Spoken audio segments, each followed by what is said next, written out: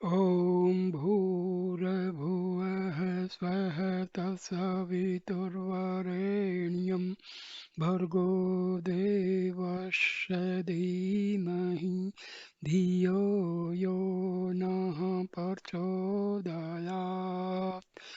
ॐ शान्ति शान्ति शान्तिः। अब नमस्कार दोस्तों, आज मैं आपको महर्षि पिपलाद और उनके शिष्यों के बारे में बताऊंगा। ये जो क्वेश्चन आंसर का जो सिलसिला है, ये प्रश्नोपनिषद से लिया गया है। 6 ऋषि पुत्रों को कुछ संदेह उत्पन्न हुआ, कुछ जिज्ञासा उत्पन्न हुई।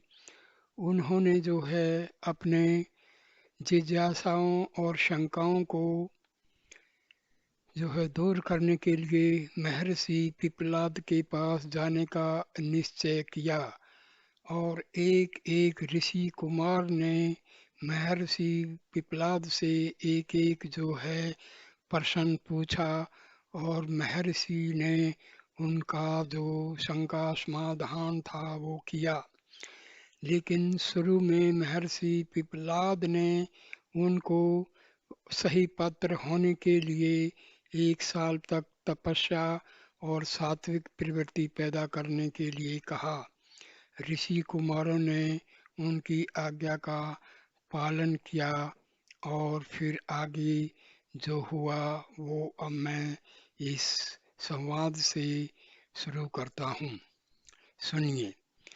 भारद्वाज ऋषि का पुत्र सुकेशा, शिवी का पुत्र सत्यकाम, शौर्य का पुत्र गार्ग्य, अश्वल का पुत्र कौशल्य, भृगु का पुत्र वेदर्भी और दूसरा छठा जो है ऋषि पुत्र कवंदी, ये सब ब्रह्म प्राप्ति के लिए तत्पर और उत्सुक थे। उन सब ने मिलकर निश्चय किया कि परम आदरणीय पिपलाद ऋषि के पास जाकर ब्रह्म ज्ञान प्राप्त किया जाए। इस विचार से वे सब हाथों में समीधा पुष्प आदि लिए उनके पास पहुँचे। वह भेंट पिपलाद मुनि के चरणों में अर्पित करके अत्यंत श्रद्धा तथा विनय के साथ प्रणाम करते हुए वे लोग बोले, हे पूज्यवर, हमें ब्रह्म विद्या से परिचित कीजिए। पिपलाद ऋषि ने उन लोगों से कहा, तुम लोग तपस्वी अवश्य हो, तथापि अभी तुम लोगों को और 1 वर्ष तक कठोर ब्रह्मचर्य धारण करके मेरे साथ रहकर पूर्ण आस्तिक भाव प्राप्त करना होगा।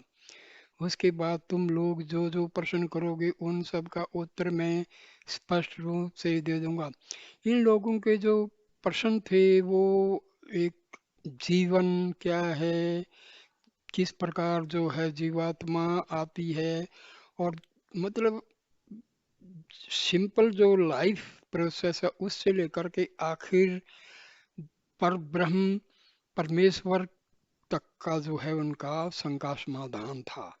तो अब जो है शुरू करते हैं उनकी क्वेश्चन क्या क्या थे। उन लोगों ने पिपलाद ऋषि की आज्ञा का पालन अत्यंत श्रद्धा के साथ किया। 1 वर्ष तक उन सब ने पूर्ण ब्रह्मचर्य का पालन करके अपने मन में संशय रहित आस्तिकता की ओर ले जाने की पूरी साधना की। उसके बाद कत्य के पुत्र कबंधी ने मुनि के पास आकर यह प्रश्न किया, भगवान, दया करके यह बताइए कि इस समस्त जगत के प्राणी कहाँ से जन्म लेते हैं। अब पिपलाद मुनि ने जो उत्तर दिया है वो सुनिए। वो क्या कहते हैं, प्राणियों को रचने की इच्छा से प्रजापति ब्रह्मा ने तप किया, अर्थात पूर्ण रूप से अपने चित्त को जागृत किया। फिर उसके बाद उन्होंने अन्न और प्राण के जोड़े की उत्पत्ति की, इस उद्देश्य से कि वे दोनों एक प्रकार की प्रजा को उत्पन्न करेंगे। इन दोनों में सूर्य ही प्राण रूप अग्नि है और अन्न ही चंद्रमा है। जिस समय सूर्य उदय होकर पूर्व दिशा में आता है, उस समय वह अपना प्रकाश फैलाकर पूर्व दिशा के सब प्राणियों को अपनी किरणों से छा देता है, और उसी प्रकार जब दक्षिणा में, पश्चिम में और उत्तर में, ऊपर, नीचे और बीच में सर्वत्र अपने प्रकाश को फैलाता है, तो उन सब स्थानों के प्राणियों को अपनी किरणों से छा देता है। इस प्रकार वह सर्वव्यापी आत्मा का ही स्वरूप है। वह विश्व रूप है, अनंत किरणों वाला है, ज्ञानवान है, सब प्राणियों का आश्रय रूप है, समस्त जगत का चक्षु रूप है और अनंत प्रकार के प्राणियों का प्राण स्वरूप है। संवत्सर ही प्रजापति ब्रह्म हैं, उत्तरायण और दक्षिणायन उसके दो मार्ग हैं। जो लोग अपनी सांसारिक आकांक्षा की पूर्ति के लिए धन, पुत्र और भोगादि की कामना से कर्म करते हैं, वह दक्षिण मार्ग को जाते हैं। यह पितृ मार्ग है। वे लोग चंद्र लोक को पाते हैं और बार बार जन्म लेते रहते हैं। पर जो लोग तप, ब्रह्मचर्य, श्रद्धा और ज्ञान के द्वारा आत्म स्वरूप की खोज करते हैं और प्राण रूप सूर्य का सच्चा स्वरूप जान लेते हैं, वे उत्तर मार्ग से जाकर सूर्य लोक को पाते हैं। यह सूर्य लोक सब प्राणों का अमर आश्रय है। जो लोग इसे एक बार प्राप्त कर लेते हैं, वे फिर कभी लौटकर नहीं आते। यह जन्म मरण के चक्र को रोकता है, इसलिए इसे निरोध भी कहते हैं। जो लोग केवल काल का ज्ञान रखते हैं, वे कहते हैं कि 5 ऋतुएं, हेमंत और शिशिर को एक मानकर इस सूर्य के 5 चरण हैं। 12 मास उसके 12 अव्यय हैं। यह सारी भौतिक सृष्टि का जन्मदाता होने से सबका पिता है। पर दूसरे विद्वानों की यह धारणा है कि वह सर्व ज्ञान स्वरूप है और सूक्ष्म रूप का जन्मदाता है। वह 7 प्रकार की रंगीन किरणों से युक्त होने के कारण सप्त ज्ञान चक्रों से युक्त और 6 ऋतु रूपी अरे वाली काल रूपी रथ में स्थित है। इसमें सारा जगत प्रतिष्ठित होकर रथ के पहियों की तरह घूमता रहता है। यह सूर्य रूपी ब्रह्म स्थूल तथा सूक्ष्म दोनों रूप से सृष्टि का कारण है। उसके बाद उन सर्व ज्ञान संपन्न पिपनाद मुनि से भृगुपुत्र वैदर्भी ने पूछा, हे भगवान, आकाश आदि पंच महाभूत, चक्षु आदि 5 ज्ञानेंद्रिय, वाणी आदि 5 कर्मेंद्रिय, मन और प्राण, इन तत्वों के कितने देवता प्राणी के शरीर को धारण करते हैं? उनमें से कौन कौन इसे प्रकाशित करते हैं और इन सब में श्रेष्ठ कौन है? इस प्रश्न के उत्तर में महर्षि पिप्पलाद बोले, ये सब देवता आकाश, वायु, अग्नि, जल, पृथ्वी, वाणी, मन, चक्षु और सर्वत्र कर्णेंद्र हैं। इन्होंने एक समय अपनी अपनी शक्ति को प्रकाशित करते हुए कहा, हम इस शरीर में व्याप्त होकर उसे धारण करते हैं। इस पर उन सबसे महान शक्तिशाली प्राण ने कहा, तुम मोह में न पड़ो, अपने अज्ञान के कारण मिथ्या अहंकार के फेर में मत पड़ो। मैं ही अपने को 5 भागों में बांटकर इस शरीर में व्याप कर उसका धारण करने वाला हूँ। पर उन सब ने प्राण की इस बात पर विश्वास नहीं किया। तब प्राण उनको शिक्षा देने के विचार से शरीर से बाहर निकल गया। फल यह हुआ कि उसी के साथ सब इंद्रियां भी बाहर को निकल आई। जब प्राण ने शरीर में प्रवेश किया, स्थित हुआ, तब सब इंद्रियां भी उसके पीछे पीछे आकर स्थित हुई। जिस प्रकार मधुमक्खियों का राजा रानी जब छत्ते को छोड़कर ऊपर को उड़ता है, तो सब मधुमक्खियां भी उसके पीछे पीछे उड़ने लगती हैं, और जब वह बैठ जाता है तो वे भी बैठ जाती हैं। उसी प्रकार सब इंद्रियों की भी वही दिशा हुई। वे समझ गई कि प्राण का क्या महत्व है, उसकी स्तुति करने लगे। प्राण के 5 मुख्य भाग हैं, प्राण, व्यान, उदान, अपान, समान और 5 उपभाग हैं। यह सब प्राण अग्नि रूप से प्रज्वलित होता है, सूर्य रूप से सारे जगत में प्रकाश फैलाता है, मेघ के रूप में वर्षा करता है, इंद्र का रूप धारण करके यह प्रजा का पालन और असुरों का नाश करता है। यह 7 प्रकार के वायु के रूप में सृष्टि चक्र को गतिशील बनाता है, पृथ्वी के रूप में अपने में सब कुछ धारण करता है, चंद्रमा के रूप में स्निग्धता बरसाता है, सत और असत, स्थूल और सूक्ष्म रूप जो कुछ भी इस नश्वर जगत में है, उस सब का कारण ही प्राण है और अमृत तथा अविनाशी भी यही है। रथ के पहिया की नाभि में जिस प्रकार आरे स्थित होते हैं, उसी प्रकार से इस प्राण में समस्त जगत स्थित है। ऋग्वेद, यजुर्वेद और सामवेद में जो ज्ञान है वह सब इसी प्राण के ही आधार पर प्रतिष्ठित है और समस्त कर्म कांड रूप यज्ञ और ब्राह्मण तथा अक्षत्रिय के रूप में उन कर्मों का कर्ता यही है। यह जानकर सब इंद्रियां इस प्रकार उसकी स्तुति करने लगी।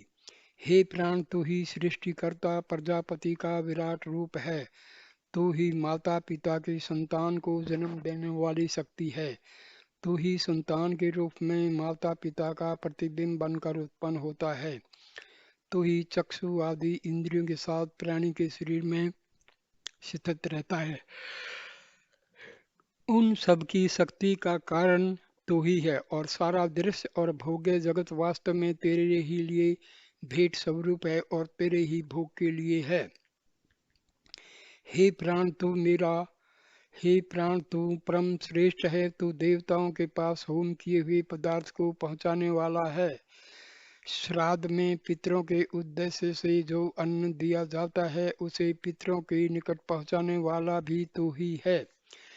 चक्षु आदि इंद्रियों कर्म की शक्ति तू ही है और उनका देहादि को धारण करने का मूल आधार भी तू ही है। ऋषियों के सत्य आचरण का मूल कारण भी तू ही है। हे प्राण, इंद्र भी तू ही है। अपने प्रलयंकर तेज से जगत का विनाश करने वाला रुद्र भी तू ही है। स्थिति काल में सृष्टि का पालन करने वाला विष्णु भी तू ही है।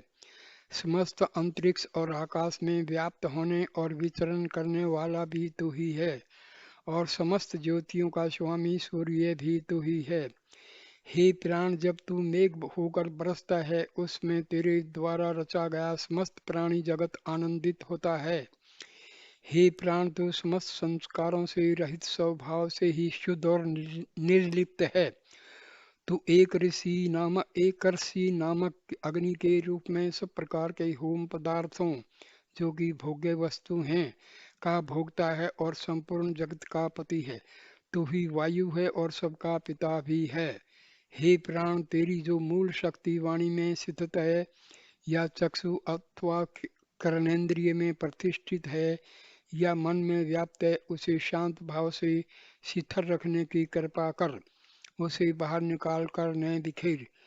इसी में जगत का कल्याण है। हे प्राण, इस भूलोक में जो कुछ भी भोग्य सामग्री है, स्वर्गलोक में भी देवों के भोग के जो कुछ साधन हैं, वे सब तुम्हारे वश में हैं। हे प्राण, माता जैसे पुत्रों की रक्षा करती है वैसे ही तुम हमारी रक्षा करो। हमारी बुद्धि को तुम निरंतर बढ़ाते जाओ और समृद्धि भी बढ़ाओ। इस प्रकार प्राण की स्तुति करते हुए इंद्रियों ने जाना कि प्राण की क्या महत्ता है। उसके बाद अश्वल के पुत्र कौशल्य ऋषि ने पिपलादी मुनि से प्रश्न किया, हे भगवान, यह प्राण कैसे और कहाँ से उत्पन्न होता है और इस शरीर में किस प्रकार प्रवेश करता है? अपने आप को विभक्त करके यह किस प्रकार स्थित रहता है? किस प्रकार शरीर से बाहर निकलता है और किस उपाय से ये बाहरी पार्थिव विषयों को और भीतरी आध्यात्मिक विषयों को धारण करता है? पिपलाद मुनि ने उत्तर देते हुए कहा, सौम्य, प्राण के विषय में तू अत्यंत कठिन प्रश्नों को पूछ रहा है। फिर भी तू चूंकि ब्रह्म विचार में तल्लीन है, इसलिए मैं तुझे बताता हूँ, सुनो।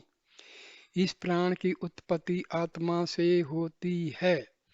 जैसे मनुष्य के पीछे उसकी छाया लगी रहती है, उसी प्रकार आत्मा के शेष प्राण रूपी छाया लगी रहती है। यह मन के संकल्प से कामना में और कामना से शरीर में प्रवेश करता है। जैसे कोई सम्राट अपने अधीन छोटे मोटे राजाओं को यह कहकर नियुक्त करता है कि तुम अमुक स्थान में इतने ग्रामों का शासन करो और अमुक स्थान में उतने ग्रामों पर अधिकार कर लो, उसी प्रकार यह प्राण इंद्रिय रूप दूसरे प्राणों को भी अपने अपने अक्षेत्र पर विशेष विशेष प्रकार के काम करने के लिए नियुक्त करता है। यह प्राण मनुष्य शरीर के निचले भागों में अपान वायु की स्थापना करता है। अपने आप मुख और नाक से छेदों से निकलकर आंखों और कानों में प्रवेश करता है। बीच में समान वायु को प्रतिष्ठित करता है, जो पेट की आग में हवन लिए हुए अन्न को समान रूप से सारे शरीर में पहुंचाता है। पेट की इस आग में अन्न का हवन होने से उससे 7 ज्योतिर्मयी लपटें निकलती हैं, जो 2 आंखें, 2 कान, नाक के 2 छिद्र और एक मुख, इन सब को अपने अपने कर्तव्य कर्म का प्रकाश दिखाती रहती हैं। यह आत्मा निश्चित रूप से हृदय में स्थित है। इस हृदय से 101 नाड़ियां जुड़ी हुई हैं।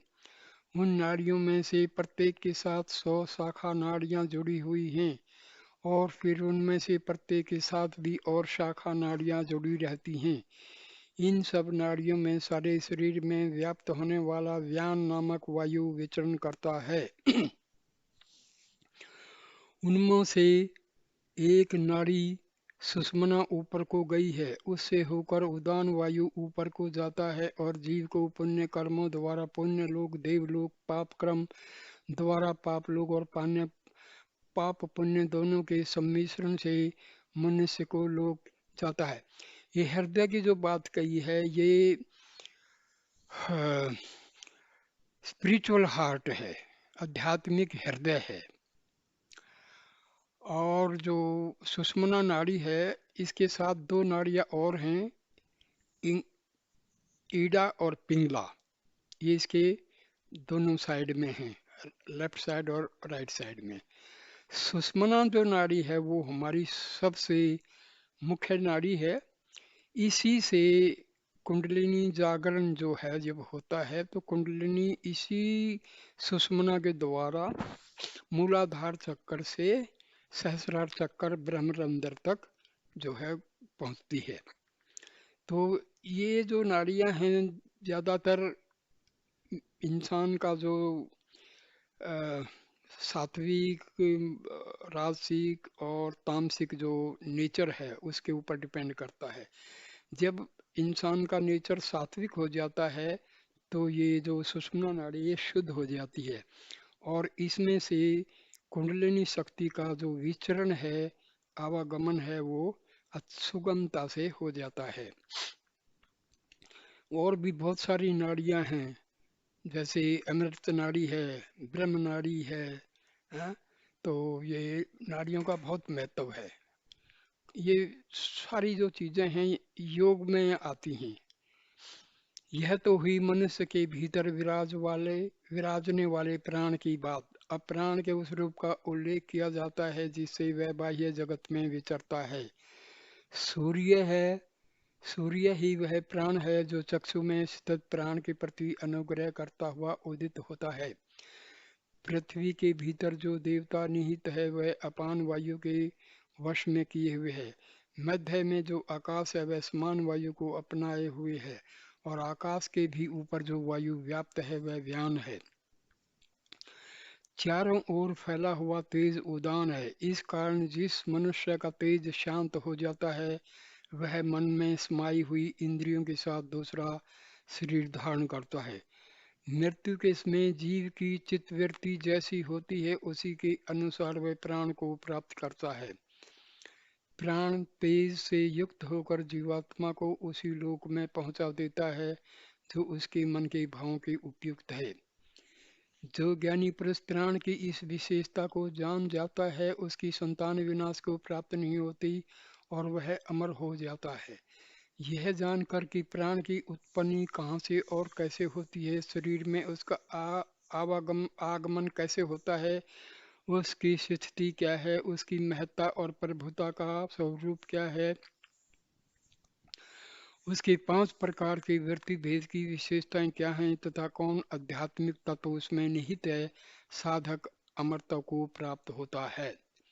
उसके पश्चात सौर्य के पुत्र गार्ग ने पिपलाद ऋषि से प्रश्न किया, हे भगवान, इस जीव के शरीर में कौन कौन इंद्रियां सोती हैं, कौन जागती रहती हैं और कौन सी स्वप्न देखती हैं, कौन इन सब अनुभूतियों से होने वाले सुख को भोगता है और ये सब किसमें जाकर लीन होते हैं। पिपलादी ऋषि ने उत्तर दिया, जैसे सूर्य के अस्त होने पर उसकी सब किरणें इस तेजो मंडल सूर्य में ही प्रवेश करके एक रूप हो जाती हैं और फिर सूर्य के उदय के समय फिर भी सब किरणें उस तेजो मंडल में से निकल कर अपना प्रकाश बाहर बिखेरने लगती हैं। उसी प्रकार सब विषय और इंद्रियां जब अपने से श्रेष्ठ सत्ता वाले मन में लीन होकर एक रूप हो जाती हैं और फिर जीव न कुछ देखता है, न सूंघता है, न स्वाद लेता है, न छूता है, न बोलता है, न कोई क्रिया करता है, तो उस अवस्था को उसके सोने की अवस्था कहते हैं। उस समय इस शरीर रूपी नगर में केवल जीवन यज्ञ की प्राणाग्नियां 5 प्रकार के वायु जागती रहती हैं। उनमें अपान गार्हपत्य नाम की अग्नि है, व्यान दक्षिणाग्नि है और प्राण आहवनीय नाम की अग्नि है। समान वायु श्वास प्रवास की गति को समान रूप से भीतर खींचने और बाहर ले जाने वाला है। मन उस यज्ञ का यजमान है क्योंकि मूल में वही सब कर्मों को करने वाला और उनके फलों को भोगने वाला है। उदान उस यज्ञ का फल है क्योंकि वह मन को ध्यान मगन करके ब्रह्म की प्राप्ति कराता है। इस दशा में स्वपन की सी अवस्था में यह ज्योति स्वरूप मन ब्रह्म की अपार महिमा का अनुभव करता है। जिसे वह पहले देख चुका है उससे नए सिरे से नए रूप में देखा हुआ सा बोध करता है। जो कुछ पहले सुन चुका है उसे फिर से सुनाता है। अनेक देशों और विदेशों में देखी और अनुभव की हुई वस्तुएं और बातों को रूप में देखता है और अनुभव करता है। इस जन्म में देखे या सुने हुए अथवा जन्मांतर में देखे या सुने हुए सत्य और असत विषयों को फिर से देखता, सुनता या अनुभव करता है। जब यह मन जब ज्ञान रूपी तेज द्वारा मगनता की अवस्था को प्राप्त होता है तो उस दशा में फिर वही किसी भी प्रकार का सोपान नहीं देखता। उसकी समस्त चिंता और वासना रूपी किरणें उस महातेज का में विलीन हो जाती हैं और तब इस शरीर में अगाध और अनंत सुख की अनुभूति व्याप्त हो जाती है। जिस प्रकार सूर्यास्त के बाद समस्त पक्षी बसेरा लेने के लिए एक पेड़ का आश्रय लेकर पकड़कर उसमें निश्चिंत भाव से निद्रा मगन हो जाते हैं, उसी प्रकार ब्रह्म प्राप्ति की उस अवस्था में मन की सब वासनाएं और कामनाएं और उसमें प्रतिबिंबित होने वाला सब दृश्य जगत आत्मा में विलीन हो जाता है। सुषुप्ति की उस दिशा में पृथ्वी और उसका अव्यक्त सूक्ष्म स्वरूप जल और उसकी अदृश्य विभक्ति वायु और उसका सूक्ष्म भाव तेज और उसका अंतर आभास आकाश और सूक्ष्म मात्रा स्वरूप भीतरी आकाश का भाव चक्षु और उसके देखने के विषय सारा दृश्य जगत करण और उसके सुनने योग्य विषय नाक और उसके द्वारा सूंघे जाने वाले पदार्थ जीव और स्वाद लेने वाली योग्य वस्तुएं स्पर्श स्पर्शेंद्रिय और छूने योग्य पदार्थ वाणी और बोले जाने वाले योग्य विषय चरण और चलने योग्य प्रदेश मन और उसके द्वारा मनन किए हुए जाने वाले विषय बुद्धि और जानने योग्य पदार्थ या विषय अहंकार और अहंकार करने योग्य विषय चित्त और उसके द्वारा चिंता करने योग्य बातें प्रकाश और प्रकाशित होने योग्य विषय प्राण और उसके द्वारा धारण करने योग्य सगल पदार्थ आत्मा में लीन होकर एक रूप हो जाते हैं और आनंद की अनुभूति द्वारा मगनता की अवस्था को प्राप्त होते हैं। दोस्त ये जो बातें हैं ना, ऐसे लगती हैं क्योंकि थोड़ी सी कठिन ऐसे लगती हैं क्योंकि हम इनसे काफी अनभिज्ञ हैं। नहीं तो हम जब मेडिटेशन करते हैं तो हम अनुभव करते हैं। देखो, बीमारियां होती हैं हमारे शरीर में। किसी भी अंग में जो अंग बीमार होता है तो उसका कारण क्या होता है कि वहां पर जो है प्राण की पहुंच नहीं हो पाती है। तो जो लोग आध्यात्मिक तरीके से हीलिंग करते हैं, वो क्या करते हैं, उस एरिया में प्राण की प्राप्ति करवाते हैं। जहाँ प्राण नहीं पहुँचता है वो अंग जो है बीमार पड़ जाता है। तो हम मेडिटेशन में इस चीज़ को अफर्मेशन द्वारा विजुअलाइजेशन से ये चीज़ अनुभूति इसकी अनुभूति कर सकते हैं। ये बिल्कुल अनुभूति की बात है, ये सब एक्सपीरियंस की बात है। हम जो है प्राण को किसी एक अंग में इकट्ठा कर सकते हैं। ऐसा विजुअलाइजेशन करते हैं, एफर्मेशन करते हैं। जैसे हमारे कहीं कुछ दर्द है तो हम विजुअलाइज करेंगे कि मेरे शरीर से जो है सारा प्राण जो है प्राण इकट्ठा हो रहा है, यहाँ पर इकट्ठा हो रहा है, इकट्ठा मतलब ऐसा हम विजुअलाइजेशन करते हैं, एफर्मेशन करते हैं। तो ये सब चीजें अनुभव की हैं। अनुभव हमारे अंदर है नहीं तो हमें ये सब ऐसे ही लगता है हवाई बातें, मतलब ये क्या है। नहीं तो बैठ के शांति से जब अनुभूति करते हैं, अनुभव करते हैं, एक्सपीरियंस करते हैं तो ये चीज़ें हमारी समझ में आती हैं। तो ये थोड़ा डिफिकल्ट लगता है सुनने में, ऐसे लगता है जैसे ये सब फालतू बातें, लेकिन ये सच है। ये हमें अनुभव करना पड़ता है, बैठना पड़ता है, मेडिटेशन में बैठना पड़ता है, कंसंट्रेशन करना पड़ता है। और हम देखो हमारे शरीर में कमजोरी आती है, बुद्धि निस्तेज हो जाती है, याददाश्त चली जाती है। इसका कारण क्या है कि प्राण की जो शक्ति है वो मिल नहीं पा रही है पूरे शरीर में।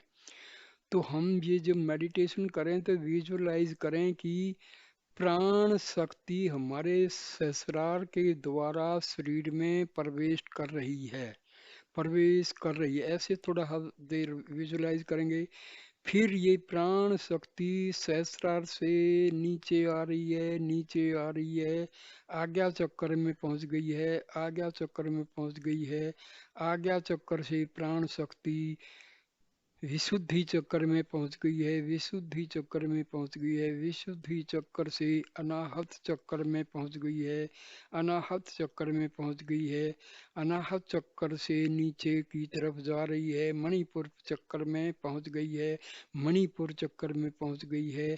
फिर प्राण शक्ति जो है नीचे जा रही है, नीचे जा रही है, स्वादिष्ठान चक्र में पहुंच गई है, स्वादिष्ठान चक्र से मूलाधार चक्र में पहुंच गई है।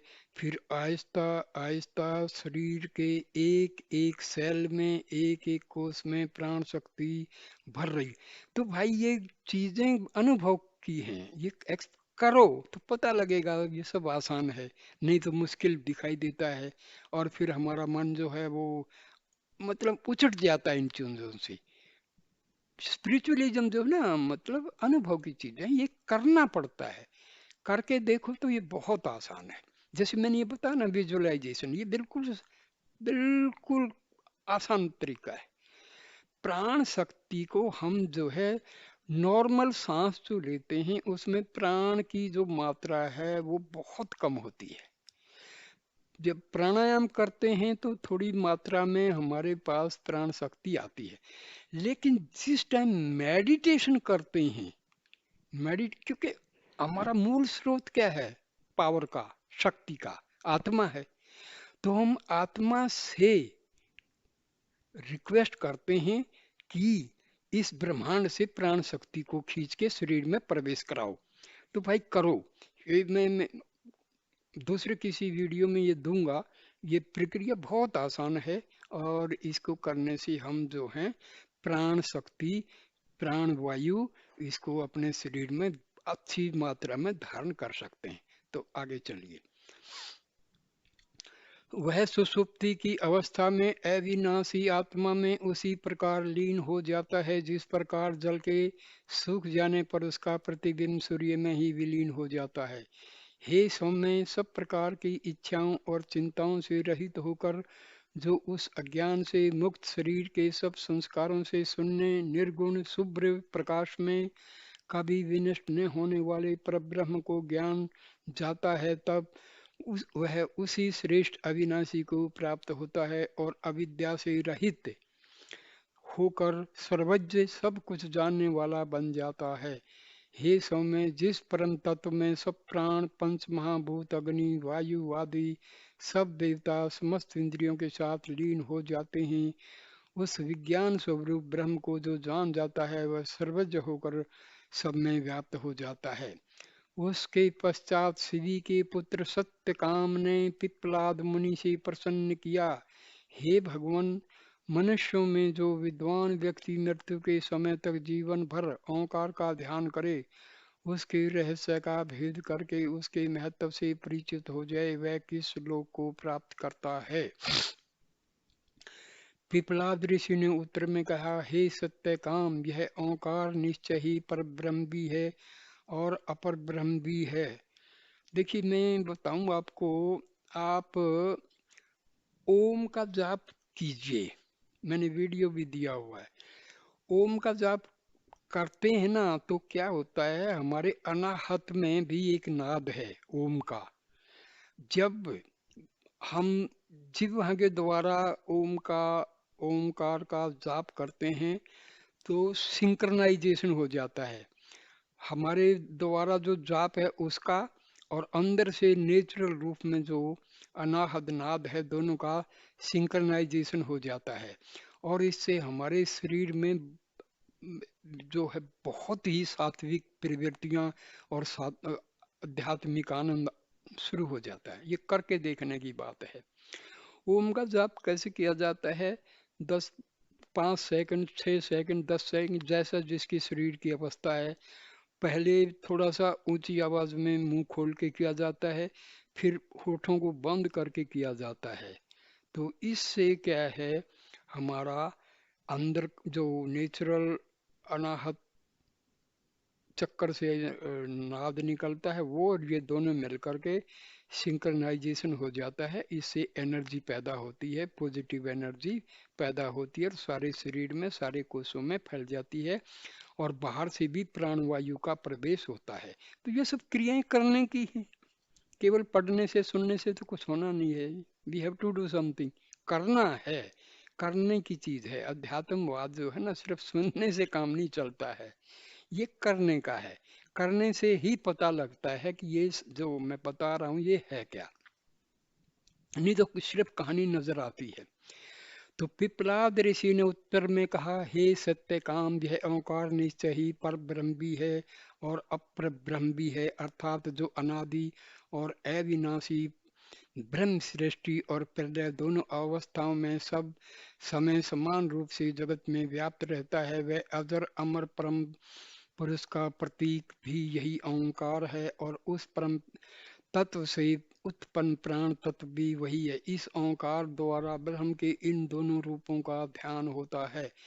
ध्यानी पुरुष अपने ध्यान के स्वरूप के अनुसार इन दोनों में से एक को प्राप्त होता है। देखिए, कोई भी गुरु जो कहते हैं गुरु, कोई भी आपको कोई शक्ति प्रदान कर नहीं सकता है, रास्ता बता सकता है, करना आपको है। जो भी कुछ करना है वो स्वयं को करना है, दूसरा कोई कुछ नहीं कर सकता। इवन परमात्मा भी आकर के वो कृपा दृष्टि से आपको उस रास्ते में लगा सकता है, थोड़ी मतलब एक रास्ता दिखाया जा सकता है, लेकिन करना फिर भी आपको ही है। ये ध्यान देने की बात। वह यदि इस ओंकार की केवल एक मात्रा का ध्यान करे, अर्थात यदि वह केवल उसके प्रारंभिक स्वरूप का ध्यान करे, तो वह ऋग्वेद के मंत्रों से पुनर्जीवित होकर फिर नए सिरे से इस पृथ्वी पर मनुष्य योनि में जन्म लेता है और अपने पूर्व जन्म में अर्जित ज्ञान की खोज की संस्कार द्वारा प्रेरित होकर तपस्या करता है और ब्रह्मचर्य भी धारण करके श्रद्धा से युक्त होकर ब्रह्म की महिमा का देखिए, हमारी जो आत्मा है जिसको हम उसका हिस्सा कहते हैं चित्त। चित्त में वेदों का, शास्त्रों का सारा ज्ञान संग्रहित है। जैसे जैसे हमारी मेडिटेशन बढ़ती जाएगी ये ज्ञान अपने आप फूटना शुरू हो जाएगा, पूरा एक्सपोज होना शुरू हो जाएगा। ऋषियों ने वेद कैसे लिखे थे? उन्होंने तपस्या की, उन्होंने मेडिटेशन किया और फिर जो है स्वतः ये ज्ञान उनके हृदय में उत्पन्न हुआ है। तो ये हम भी कर सकते हैं। देखो, ये ध्यान देना है, जब ऋषियों ने किया, योगियों ने किया, सिद्धों ने किया, तो भाई आत्मा हमारे पास भी वही है, तो हम भी कर सकते हैं। ये ध्यान देने, ये उम्मीद रखो, when they could do we can equally do the same thing, मतलब हम भी कर सकते हैं। ये दृढ़ निश्चय जब हमारे अंदर हो जाएगा, विश्वास पैदा हो जाएगा, वी आर कन्विंस्ड, फिर कोई समस्या नहीं है। लेकिन मुश्किल ये है कि हम करते नहीं हैं, हम बस आलस्य में रहते हैं। कोई आएगा, कुछ हो जाएगा, कुछ नहीं होगा भाई, करना पड़ेगा। और यदि वह ओंकार की दो मात्राओं का ध्यान करे, अर्थात उसकी आदि रूप और मध्य रूप के महत्व को समझने के प्रयत्न में जुट जाए, तो वह यजुर्वेद के मंत्रों का ज्ञान प्राप्त करके चंद्रलोक में पहुंचता है और वहां दिव्यानुभूति प्राप्त करके फिर दिव्य लोक में चला जाता है और अपने पूर्व जन्मार्जित ज्ञान को और आगे बढ़ाने के लिए फिर साधना में रत हो जाता है। ज्यों ज्यों आपकी मेडिटेशन जो है प्रोग्रेस में चली जाएगी, तो आपको पिछले हजारों हजारों साल पुराने दृश्य नजर में आएंगे। महाभारत, राम कृष्ण और पुराने जमाने की चीजें स्पष्ट आपको, आपके जो तीसरी आंख जिसको बोलते हैं, आज्ञा चक्र माथे में, ये सब दिखाई देता है भाई। ये सच है, ये सच है, 100% सच है। ये बिल्कुल ऐसा सत्य है जिसकी मतलब कोई गुंजाइश ही नहीं है शक करने की। लेकिन बैठो तो सही। उसके बाद वह त्रिमात्रा युक्त ओंकार के रूप, प्राण रूप का ध्यान करने लगता है और उसके द्वारा परम पुरुष के स्वरूप का बोध करने लगता है। वह तेजो में सूर्य लोक में पहुंचता है। उसके बाद जैसे सांप अपनी कैंचुली बदलकर नया रूप धारण करता है, उसी प्रकार वह ध्यानी निश्चय ही समस्त पापों से मुक्त होकर सामवेद की मंत्रों द्वारा ब्रह्मलोक में प्रवेश पाता है। वहां पहुंचकर वह सकल जीवों के शरीरों में व्याप्त परम पुरुष के दर्शन। देखिए, ये जो बात हो रही है ना, ये कुछ ये नहीं कि आप शरीर के साथ कोई ब्रह्मलोक पहुंच रहे हैं, गोलोक पहुंच, नहीं नहीं नहीं, ये मेडिटेशन में ही सारे दर्शन होते हैं।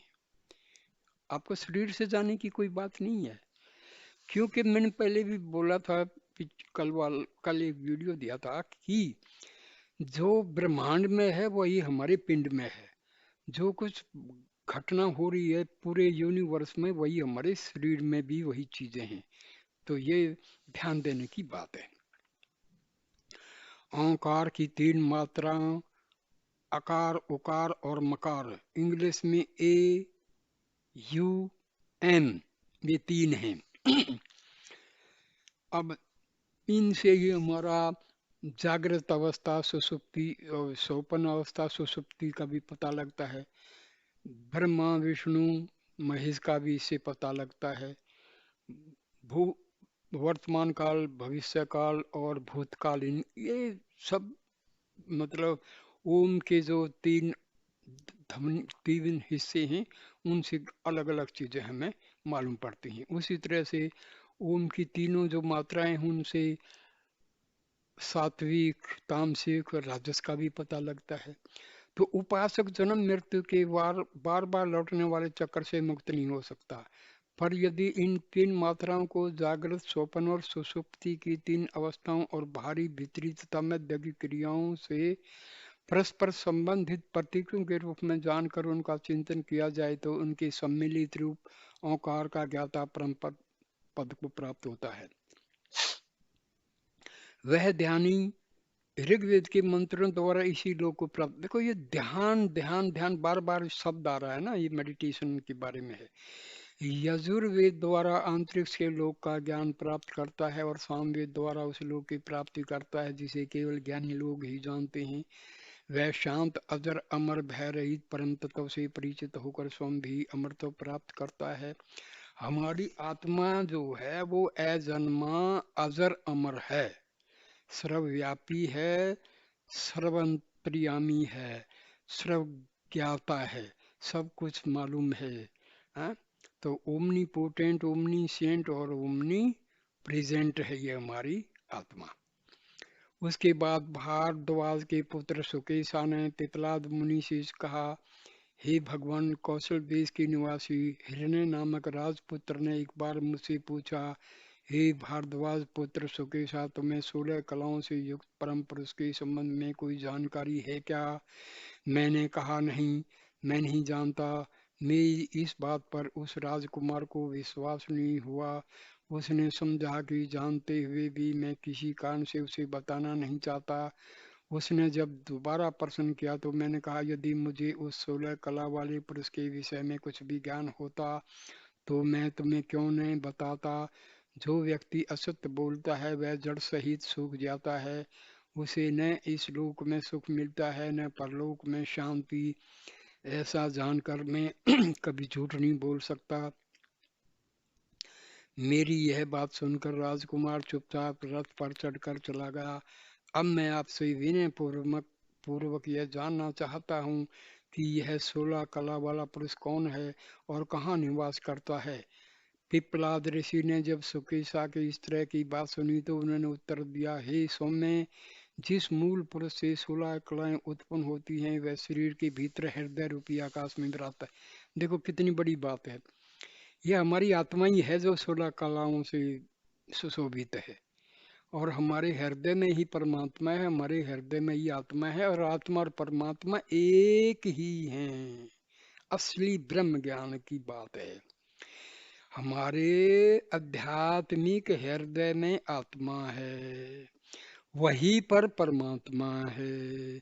आत्मा और परमात्मा अलग नहीं है। तो ये सिंपल चीज है, लेकिन भाई इसका तो दर्शन करना होता है मेडिटेशन मेडिटेशन मेडिटेशन के द्वारा। उस पुरुष ने इस प्रकार चिंतन किया, शरीर में से किसके बाहर निकलने पर मैं स्वयं निकला हुआ सा हो जाऊंगा और किसके शिथित रहने पर मैं शिथिल रूप में वर्तमान रहूंगा। यह सोचकर उस मूल पुरुष ने प्राण की रचना की। उस देखो, आत्मा और प्राण साथ साथ होते हैं क्योंकि प्राण की उत्पत्ति ही आत्मा से होती है। आत्मा निकलती है, प्राण भी निकलता है, प्राण निकलता है तो आत्मा भी समझो निकल गई, तभी मौत होती है शरीर की। उस प्राण पर उसने अपने आप को मूल रूप से प्रतिष्ठित किया। प्राण के रूप में ही वह सब प्राणियों के भीतर स्थित रहने लगा और प्राण के बाहर निकल जाने पर जैसे वह स्वयं के साथ बाहर को निकल जाता हो ऐसा रूपक उसने रच दिया। उस प्राण के द्वारा उसने प्राणियों के भीतर श्रद्धा की प्रवृत्ति उत्पन्न की, जिसके सहारे से ही प्राणी अपने मूलगत श्रेष्ठ रूप को समझने में समर्थ होता है और कल्याण में लक्ष्य की ओर अपनी मति को स्थिर रखने में समर्थ होता है। श्रद्धा के बाद उसने कर्म चक्र के आधार स्वरूप वायु, तेज, जल, पृथ्वी, इंद्रिय समूह, मन और अन्न को उत्पन्न किया। अन्न से बल और वीर्य को उत्पन्न किया।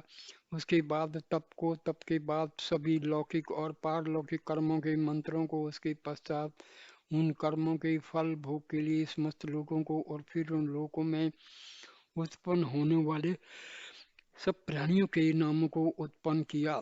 ये ही उस मूल पुरुष की 16 कलाएं हैं जो प्राणियों के अज्ञान के कारण भिन्न भिन्न जान पड़ती हैं और स्वप्न देखने वाले व्यक्ति द्वारा स्वप्न में रची गई पदार्थों की तरह मोह तथा भ्रम पैदा करती हैं। जिस प्रकार ये गतिशील और सब समय बहती रहने वाली नदियां समुद्र में जाकर उसमें विलीन हो जाती हैं और समुद्र के जल के साथ एक रूप होकर अपना स्वतंत्र अस्तित्व खो बैठती हैं और समुद्र के नाम से ही प्रसिद्ध होती हैं। उसी प्रकार सब कुछ देखने वाले परम पुरुष की ओर जाने वाली ये 16 कलाएं उस पुरुष को प्राप्त होकर उसी में लीन हो जाती हैं। वे उसमें एक रूप होकर मिल जाती हैं और उसके नाम और रूप के साथ भेद नष्ट हो जाते हैं। उसी अवस्था में यह नहीं कहा जाता कि ये 16 कलाएं भिन्न भिन्न हैं, बल्कि वे सब भी परम पुरुष के नाम से ही प्रसिद्ध हो जाती हैं। उस समय यह दृष्टा पुरुष समस्त कलाओं से रहित एक रूप और अमर स्थिति को प्राप्त हो जाता है। रथ के पहिया की नाभि से जिस प्रकार आरे तिरछे काठ जुड़े रहते हैं, उसी प्रकार समस्त 16 कलाएं, सारा विश्व प्रपंच उसी पुरुष के मूल केंद्र से जुड़ा रहता है। जो व्यक्ति इस रूप में उस अमर पुरुष को जानता है, उसे मृत्यु पीड़ा नहीं पहुंचा सकती। मैं इस पर ब्रह्म को इस रूप में जानता हूँ, मेरी जान में से इससे श्रेष्ठ दूसरा कुछ भी नहीं है। पिप्पलाद ऋषि का इस प्रकार का उपदेश सुनकर 6 शिष्यों ने उनकी आराधना की और फिर बोले, आप निश्चय ही हम लोगों के पिता स्वरूप हैं। आपने अविद्या के पर्दे को हमारी अज्ञान पूर्ण आंखों के आगे से हटकर परब्रह्म के निश्चित स्वरूप से हमें परिचित करा दिया है। आप जैसे परम ऋषियों के प्रति हमारा बारंबार नमस्कार है। ये जो 6 प्रश्नों का उत्तर है, ये पूरा का पूरा प्रश्नोपनिषद है। ये संक्षिप्त में बताया गया है। तो मैं आगे जो है जब उपनिषदों का एक्चुअल वीडियो बनाऊंगा, तो उस टाइम प्रश्नोपनिषद में इनका और विस्तृत रूप में जो है एक्सप्लेनेशन होगा। तो नमस्कार दोस्तों, आप कृपा करके मेरे वीडियोस को ज़रूर लाइक कीजिए, शेयर कीजिए, कमेंट कीजिए, प्रश्न पूछिए और चैनल को सब्सक्राइब ज़रूर करिए, क्योंकि ये जो ज्ञान है ये बहुत ही ज़रूरी है। हमारा हिंदू धर्म के बढ़ाने के लिए बहुत ही ज़रूरी है। हम सब भूल गए हैं, हम पाश्चात्य सभ्यता में इतने जो हम मगन हो गए हैं कि हमने अपने मूल जो हमारी मूल शक्ति है, मूल स्रोत है ज्ञान का, उसको भुला बैठे हैं। तो भाई थोड़ा थोड़ा करके कृपा करके आप लोग मेडिटेशन शुरू कर दीजिए। इससे आपको आनंद आना शुरू हो जाएगा। कुछ भी मुश्किल नहीं है, थोड़ा टाइम निकालिए, ये बहुत ही ज़रूरी है। नमस्कार। ओम शांति शांति शांति ही।